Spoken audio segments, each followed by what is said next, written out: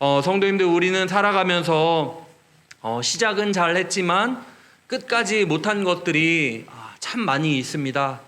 성도님들, 작년 말에 2026년에는 내가 이거 꼭 해야지 다짐하신 거 혹시 있으십니까? 저도 있습니다. 살 좀 빼자 다짐을 했는데 실패했습니다. 아직 하반기가 있으니까 아직 실패는 아니죠. 네, 지난달에는 심지어 소연 사모가 살 4kg 빼면은 10만 원 주겠다 해가지고 식단도 조금 해보고 운동도 조금 해봤는데 2kg만 빠지고 4kg가 안 빠져서 10만 원을 얻지 못했습니다. 눈물이 납니다. 우리는 새해가 되면은 운동을 결심합니다. 그리고 성경 통독도 결심을 합니다. 올해에는 1독한다, 2독한다 우리 다짐합니다. 기도도 열심히 하겠다고 우리 다짐을 합니다. 그런데 시간이 지나면 어떻습니까? 처음에 뜨거움이 점점 식어갑니다. 이거는 우리 모두가 느끼는 바입니다. 처음에는 열심이었는데 어느 순간 멈춰선 나 자신을 발견하게 됩니다.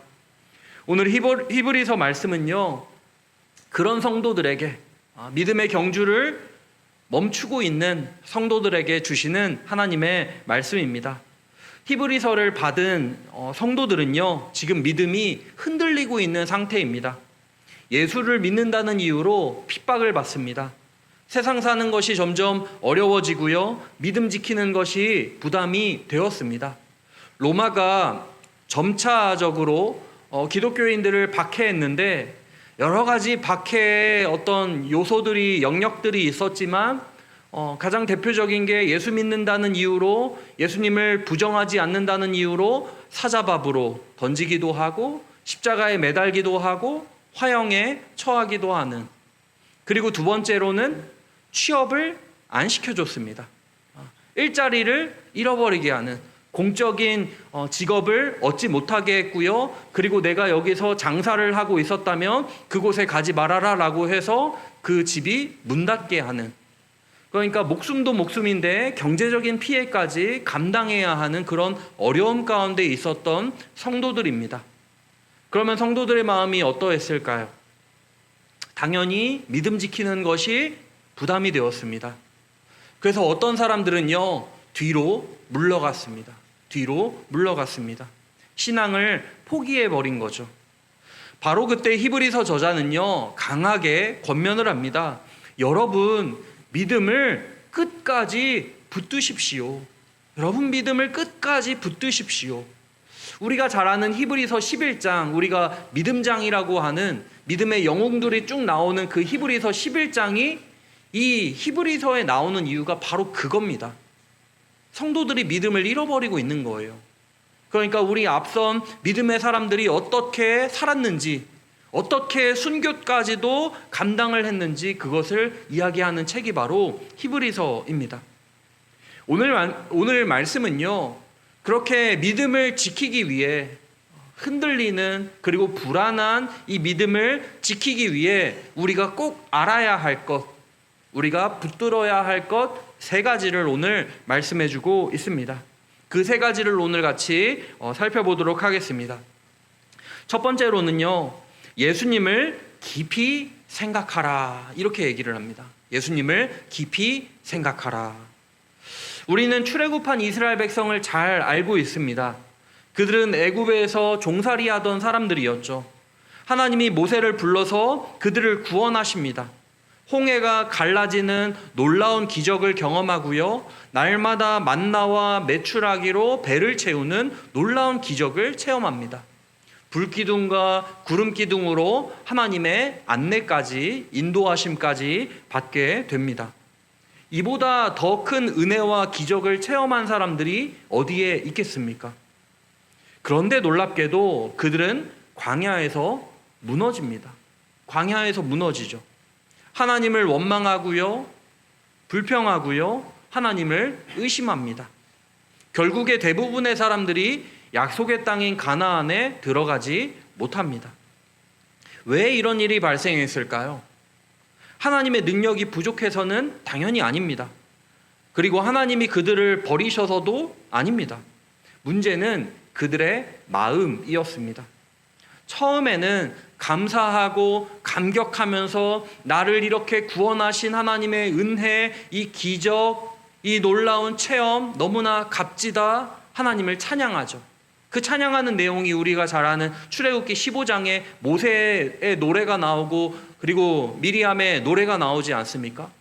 하나님의 구원을 막 찬양합니다. 홍해를 건너고 나서 말이죠. 처음에 감사하고 감격하며 하나님을 기뻐 찬양하지만 그들의 마음이 점점 굳어졌습니다. 하나님의 은혜를 당연시 했고요. 눈앞에 광야가 하나님보다 더 크게 보이기 시작했습니다. 결국 믿음을 잃어버립니다. 이때 히브리서 저자가 우리에게 들려주는 메시지는 1절 말씀입니다. 그러므로 함께 하늘의 부르심을 받은 거룩한 형제들아, 우리가 믿는 놀이의 사도시며 대제사장이신 예수를 깊이 생각하라. 예수를 깊이 생각하라 얘기합니다. 여기서 깊이 생각하라는 말은요, 잠깐 집중해서 예수님을 생각해 보십시오 이런 뜻이 아닙니다. 현재형으로 되어 있죠. 언제나 항상 예수님을 생각하라 이런 뜻입니다. 예수님께 시선을 항상 고정시키라 이 뜻입니다. 말씀을 읽을 때만, 예배를 드릴 때만, 묵상을 할 때만 예수님을 생각하는 것이 아니라 어디에 있든지 무슨 일을 하든지 예수님을 생각하라는 것입니다. 왜냐하면요, 인간은 환경에 따라 흔들리기 때문에 그렇습니다. 환경을 보면은요, 두려움이 커지고요, 사람을 보면은요, 실망이 커지고요, 나를 또 보면은요, 낙심을 하게 됩니다. 그러나 예수님을 바라보면은 언제든 우리는 일어설 수가 있습니다. 예수님의 제자인 베드로가 바로 그 장면을 잘 보여주지 않습니까? 베드로가 예수님과 같이 물 위를 걸을 때 그의 눈에는 오직 예수님만 보였습니다. 그가 오직 예수님만 바라보았기 때문에 예수님처럼 물 위를 잠깐 걸을 수 있었던 거죠. 그러다가 풍랑이 일자 바람과 파도를 베드로가 보는 순간 어떻게 됩니까? 물에 빠집니다. 우리의 신앙도 마찬가지입니다. 예수님이 아니라 다른 것을 바라보면은요, 우리 인생이, 우리 마음이 크게 흔들리기 시작합니다. 그래서 우리는 오직 예수님만을 바라보며 생각해야 합니다. 저는 요즘에 그 상대적인 박탈감을 느끼고 있는데, 그 뭐냐 하면 요즘 뉴스 틀면 뭐가 가장 많이 나옵니까? 주식이 가장 많이 나옵니다. 주식. 코스피 얼마, 삼성전자 얼마, 요거 많이 나옵니다. 근데 성도님들 혹시 코스피랑 삼성전자 갖고 계십니까? 뭐 몇 달 전에 비해 몇 프로가 올랐다 얘기하는데 없으니까 갑자기 배가 아픕니다. 그 원래 내 거 아닌데 그 가진 사람들 막 100% 올랐네, 200% 올랐네, 1,000만 원이 2,000만 원 된 거 아닙니까? 1억이 2억 된 거고. 그랬다 하니까 배가 아픕니다. 그냥 배가 아파요. 다른 거 보면 우리 마음이 흔들리기 시작하는 겁니다. 그런 의미에서 이렇게 수요 예배와 같이 공예배가 참 소중합니다. 왜냐하면 다시 우리의 방향을 바로잡는 시간이기 때문입니다. 세상에서 분주하게 살아가다 보면 우리의 눈이 자꾸 다른 곳을 향합니다. 정치에 갔다가, 주식에 갔다가, 부동산에 갔다가, 트로트에 갔다가, 임영웅한테 갔다가, 다른 집에 갔다가, 여기저기 오가던 우리의 마음을 다시 예수님께로 돌리는 자리가 바로 이 공예배이기 때문에 참 소중하다라는 생각이 듭니다. 바라기는 오늘 밤 오직 예수님만 바라보기로, 오직 예수님만 깊이 생각하며 살아가기로 다짐하는 저와 우리 모든 성도님들 되시길 간절히 소원합니다. 오늘 본문이 들려주는 두 번째 메시지는요, 예수님은 당시 유대인들이 가장 위대하게 생각했던 모세보다 훨씬 더 큰 분이시다라는 겁니다. 잘 아시는 대로 유대인들에게 모세는 단순한 지도자가 아닙니다. 민족의 영웅이죠. 신앙의 모델입니다. 하나님께 율법을 받은 사람이고요. 하나님께 돌판을 직접 받은 사람 아닙니까? 시내산에 유일하게 혼자 올라가 하나님의 영광을 본 사람이고 애굽에서 종살이하던 이스라엘 백성들을 이끌어낸 위대한 지도자입니다. 모세는 신앙에 있어서 그리고 이스라엘 민족에게 있어서 절대적인 존재였습니다. 그런데 오늘 본문에서 히브리서 저자는요, 단호하게 말합니다. 예수님은 모세보다 더 크신 분이다 라는 겁니다. 오늘 본문 3절에서 이렇게 말씀합니다. 그는 모세보다 더욱 영광을 받을 만한 것이 마치 집 지은 이가 그 집보다 더욱 존귀함 같으니라. 모세는 참 귀한 사람이지만 집안에서 일한 종과 같은 것이고 예수님은 그 집을 지으신 분과 같다라고 얘기를 합니다. 이어지는 말씀에서 모세는 하나님의 집에서 충성된 종이었다고 말씀합니다.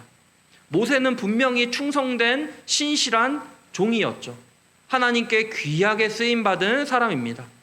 그러나 어디까지나 모세는 종입니다. 반면에 예수님은 하나님의 아들이시죠. 종과 아들은 본질적으로 다릅니다. 종은 맡겨진 일을 하지만 아들은 모든 것을 상속받는 존재입니다. 그러니까 히브리서 저자는요, 너희가 지금 바라보고 붙들어야 할 분은 모세가 아니라 예수님이시다라는 이야기를 하고 있는 겁니다. 왜 히브리서 저자가 이것을 강조할까요? 왜 모세 이야기를 하면서 이런 얘기를 하는 걸까요? 당시 성도들이 자꾸 과거로 돌아가고 싶어 했기 때문입니다. 믿음 때문에, 예수 믿는 것 때문에 힘드니까 예수님보다 눈에 보이고 익숙한 율법과 전통으로 돌아가고 싶어 했습니다. 그리고 한편에서는 예수님이 하나님의 아들이시라는 사실을 못 믿고 예수님은 물론 뛰어난 분이시지만 그래도 모세보다는 조금 못하신 분이 아니시냐라고 말하는 사람들까지 있었습니다. 그래서 히브리서 저자는 단호하게 말합니다. 예수님보다 더 크신 분은 없다. 흔들리지 말고 다른 것 보지 말고 붙들지 말고 오직 예수님을 붙들어라.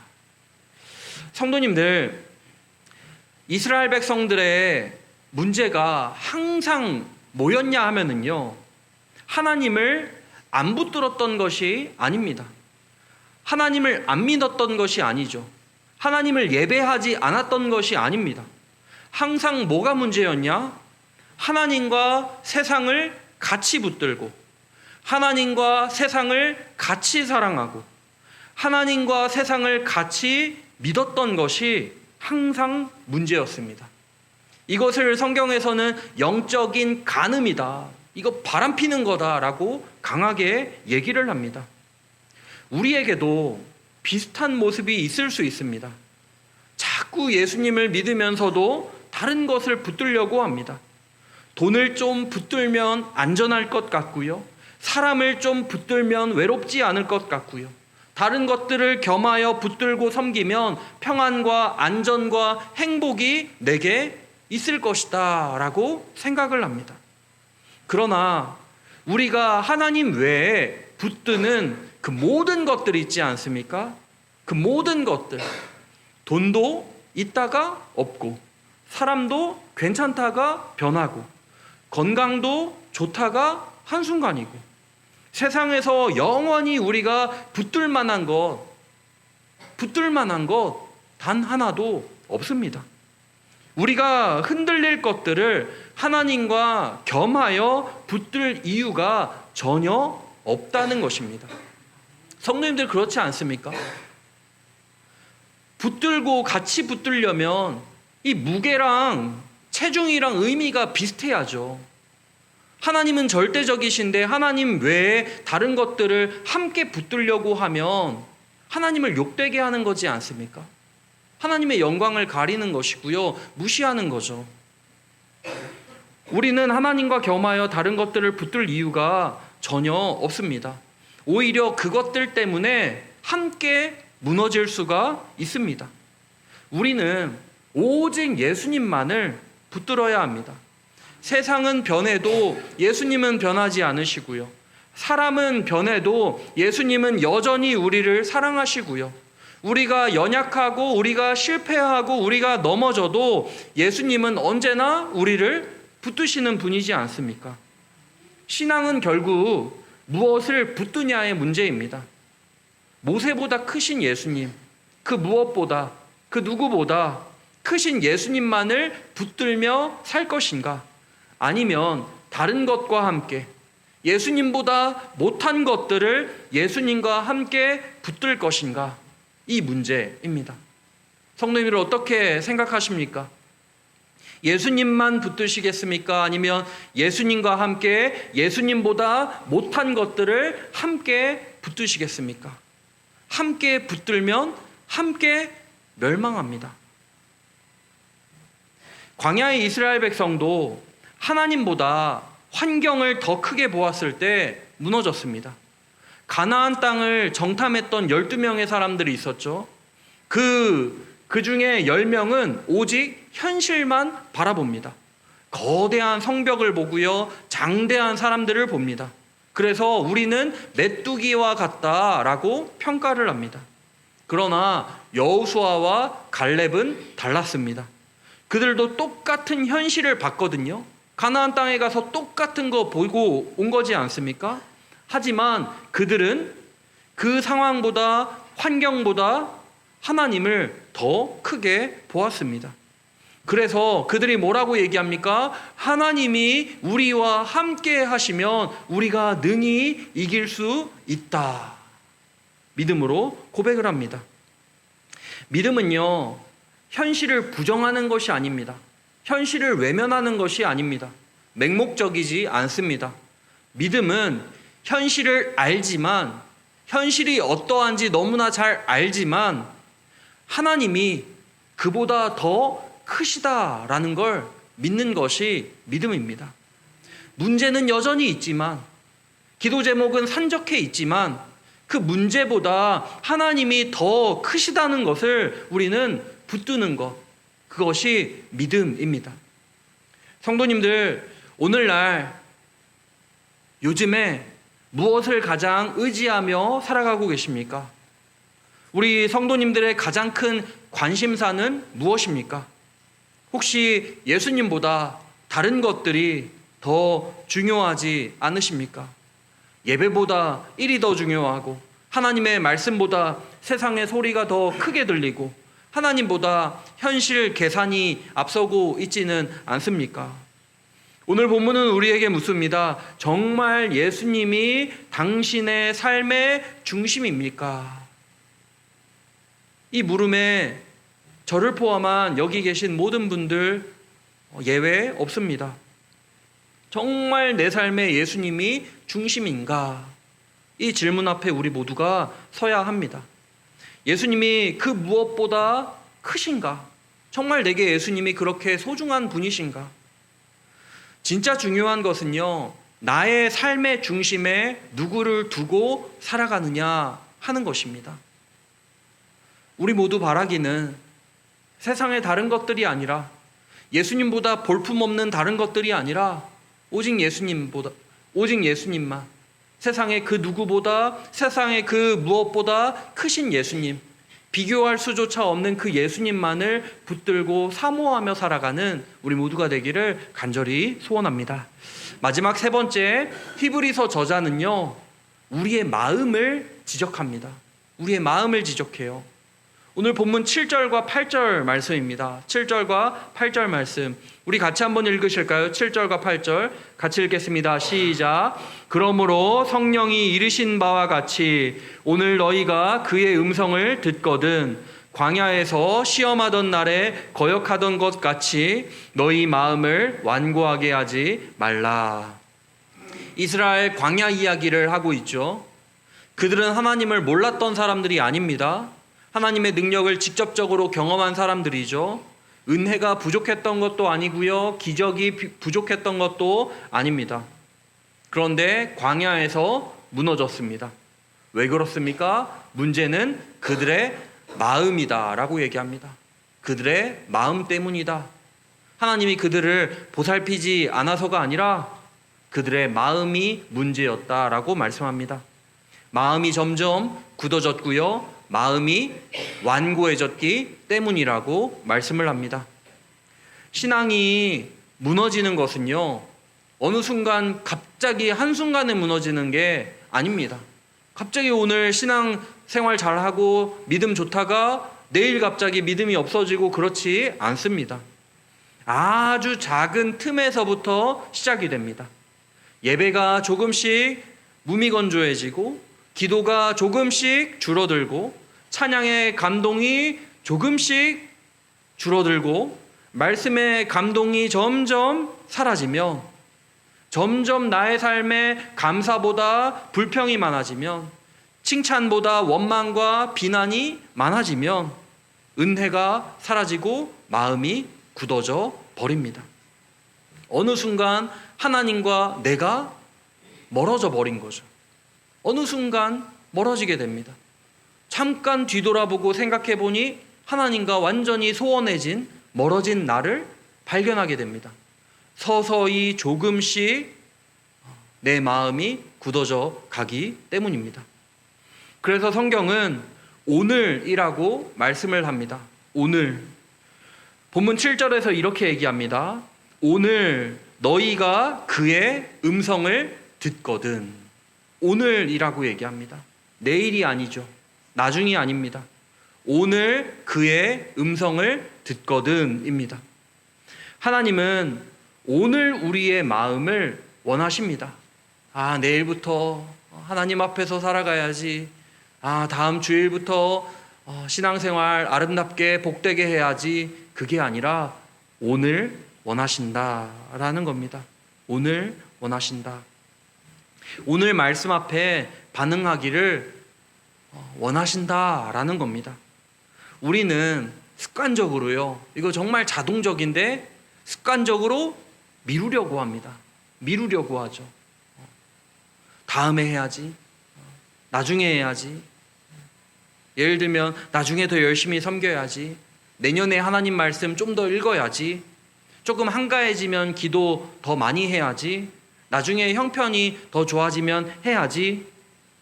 그러나 신앙을 자꾸 미루다 보면은요, 결국 우리 마음이 굳어집니다. 성도님들 잘 아실 겁니다. 굳어진 땅에는 씨앗이 잘 들어가지 않습니다. 비가 와도 스며들지 않습니다. 마찬가지로 마음이 굳어지면 말씀의 씨앗이 잘 들어가지 않습니다. 예배를 드려도 감동이 없고요. 찬양을 불러도 마음이 움직이지 않습니다. 반대로 마음이 부드러운 사람은요, 작은 말씀에도 반응합니다. 짧은 기도에도 회개합니다. 찬양 한 곡에도 눈물이 납니다. 하나님은요, 완벽한 사람을 찾으시는 게 아니라 이와 같이 하나님께 마음을 연 부드러운 마음의 소유자를 하나님께서는 찾고 계십니다. 성경에서 얼마나 완고한 마음, 완악한 마음, 그리고 굳어진 목, 뻣뻣한 목, 이런 표현 얼마나 많이 나옵니까? 다 동일한 표현입니다. 굳어져 있다는 거예요. 그런데 하나님은 굳어진 사람을 찾는 게 아니라 부드러운 사람, 새 마음을 가진 사람, 새 영을 가진 사람, 그런 사람을 찾고 계신다라는 겁니다. 우리는 광야의 이스라엘 백성들의 모습을 보면 왜 저렇게 원망을 했을까 생각이 듭니다. 그런데 사실 우리의 모습도 크게 다르지 않습니다. 하나님께 은혜를 받고도요, 금세 걱정합니다. 하나님께 기도 응답을 받고도요, 또 두려워합니다. 하나님의 인도하심을 경험하고도 현실 앞에서 흔들립니다. 지금까지 내가 돈이 있어서 지금까지 살아온 게 아니라는 걸 분명히 아는데 돈이 없으면 너무 불안해지고 염려가 너무나 커져서 잠도 잘 안 옵니다. 근데 생각해보면 내가 내 돈으로 지금까지 살아온 게 아니거든요. 하나님이 나를 이 자리까지 인도해 오셨고 내가 살 수 있게 지금까지 인도해 주셨는데 그거를 잊어버리면 흔들려 버리는 거죠. 그래서 오늘 말씀은 단순히 이스라엘 백성의 실패 이야기가 아니라 우리의 이야기이기도 합니다. 그러나 감사한 것은요, 하나님께서 오늘도 우리를 포기하지 않으신다는 것입니다. 그래서 오늘도 말씀하십니다. 너희 마음을 완고하게 하지 말라. 너희 마음을 완고하게 하지 말아라. 성도님들, 우리 마음이 딱딱하게 굳어지도록 내버려 두어서는 안 됩니다.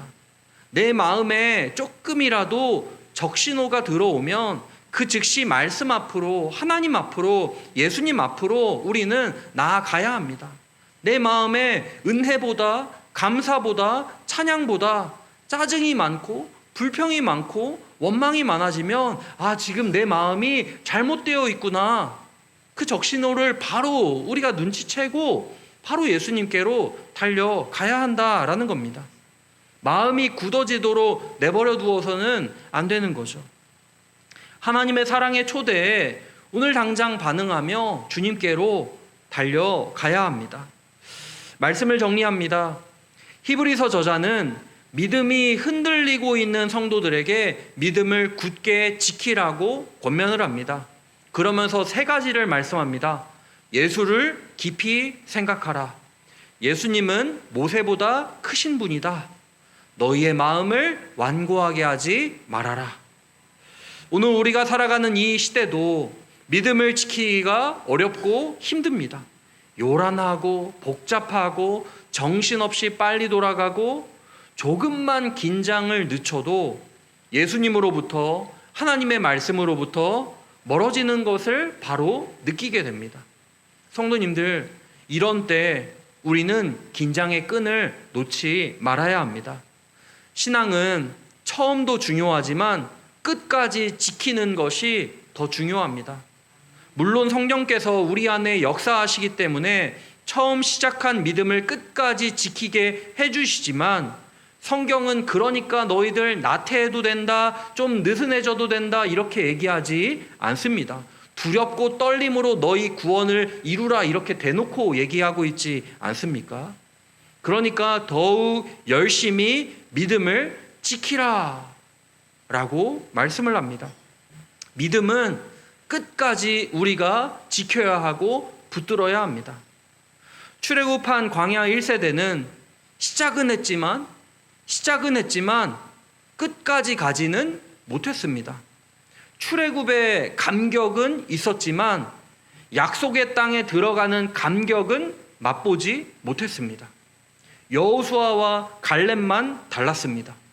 끝까지 하나님을 신뢰했고 끝까지 믿음을 붙들었고 끝내 약속의 땅에 들어갔습니다. 하나님은 오늘 그런 사람을 찾고 계십니다. 믿음의 한 사람, 끝까지 믿음을 지키는 사람, 바로 나를 하나님이 찾고 계십니다. 오늘 이 말씀을 통해 나는 누구를 생각하며 무엇을 생각하며 살아가고 있는가? 정말 예수님을 깊이 생각하며 살아가고 있는가? 점검을 해보고 내 마음에 정말 예수님이 가장 크고 소중한 분으로 계신가? 돌아보고 내 마음이 정말 하나님의 말씀에 오늘 순종하여 완고하지 않고 부드러운 마음을 간직한 채 살아가고 있는가 생각을 해보는 우리 모두가 되기를 간절히 소원합니다. 바라기는 끝까지 믿음을 붙들고 지키는 저와 우리 모든 성도님들 되시길 주님의 이름으로 간절히 축원합니다. 기도하겠습니다.